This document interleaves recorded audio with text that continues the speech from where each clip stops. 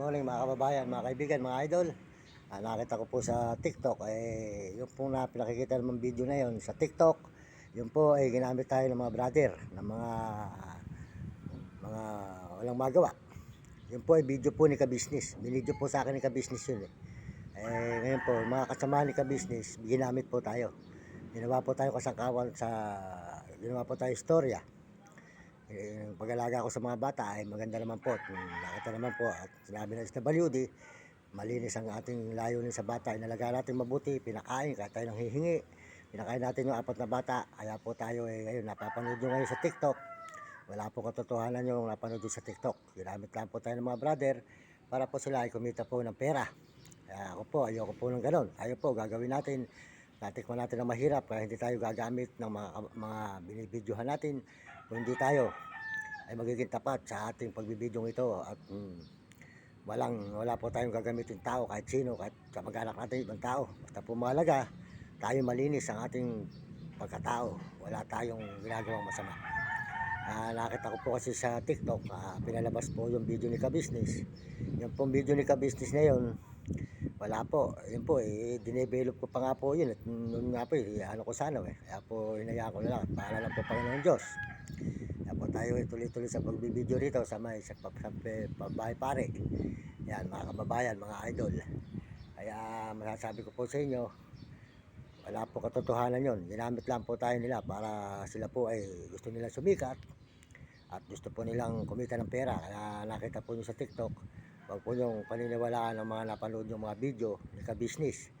Yung video po ni Ka-Business, wala po kabuhay-buhay na binidyo po sa akin ni Ka-Business. Kasi po yung binidyo sa akin ni Ka-Business, ginamit tayo ng maraming brother po na gumamit sa atin. Kaya hanggang ngayon po mapapanood niyo yun. Kaya huwag po nyo paniniwalaan. Ito po tayo. Tayo po ay naglalakad at nagbibideo. Kaya po tayo gumagawa ng mabuti. Kaya tayo po ay para maganda ang ating layunin sa buhay. Matulungan po natin mga kapwa natin mahihirap sa lansangan na nagugutom. At gagawin po natin ang lahat ng ating magagawa. Kaya po ako hindi ko po gagayahin yung mga brother po na yun na ako po ay ginamit sa YouTube para lang po sila ay kumita ng pera. Hindi ko po gagayahin yun. Kahit po ako ay kumita na sa YouTube, itutulong ko po sa magulang ko at mga kapatid ko at mag-anak at mga tao sa lansangan nangangailangan ng tulong, lalo na po sa mga tao na mga nakakatulong sa akin, sa mga tao sa daan at sa mga tulay na hinihingan ko. Tutulungan po natin at babalikan natin ang mga taong yan. Ayan, meron na po tayong bangko. May bangko na po tayo. Kung gusto po nyong tulungan, meron po tayong PDO. PDO po ang ating bangko account ngayon. PDO. Maraming salamat po sa inyo. At kontakin lang po yung aking number at makakausap nyo ako. Maraming salamat po sa inyo lahat. Yan. At tayo po tuloy pa rin sa paglalakad. At bukas po, papunta naman tayo ulit ng San Fernando, Pampanga.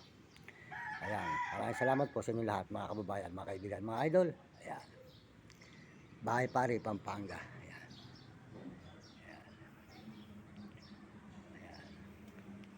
Ayan, kaya magpapasalamat po tayo sa Panginoon Diyos. Salamat sa Panginoon sa lahat po ng suporta na sa atin ng Panginoon sa araw-araw. At sa mga tao, kahit saan po tayo pupunta, kahit pa bari-barya, tayo po nakakaraos. Kundi po sa mga tao, hindi po tayo makakapag-video. Kasi po kahit pa bari-barya lang, nakakapag-video, nakakapag-paload tayo at pagkain. Na po natin kinuha, pagkain namin ng aso. Saka po nakakatulong naman po tayo sa kapwa natin na kailangan ng tulong. Ayan. Maraming salamat po sa inyo lahat. Paalala po sa inyo, huwag niyong paniniwalaan ang mga napanood nyo sa YouTube at sa TikTok. Tayo po, yung video ni Ka-Business, ginamit lang po tayo ng mga ibang brother na wala pong magawa sa buhay. Ayan, maraming salamat po sa inyo lahat, mga kababayan, mga kaibigan, mga idol. Maraming salamat po. Pagpalain tayo ng Panginoon Diyos. Sa pangalan ni Jesus, amen. Salamat din po sa mga nagme-message at mga nag-subscribe. Salamat din po sa mga Amerikano at mga Amerikana.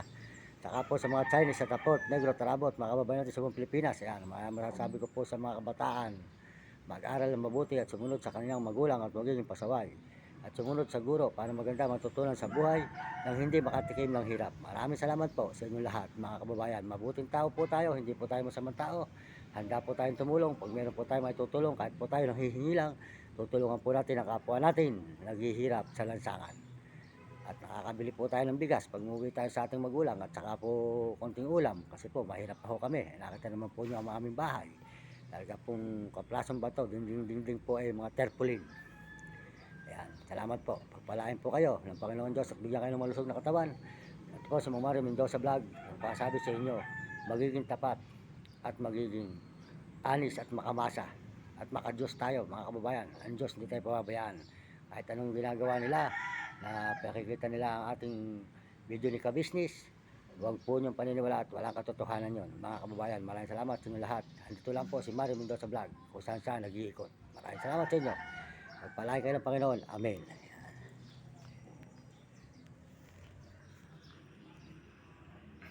Tulay.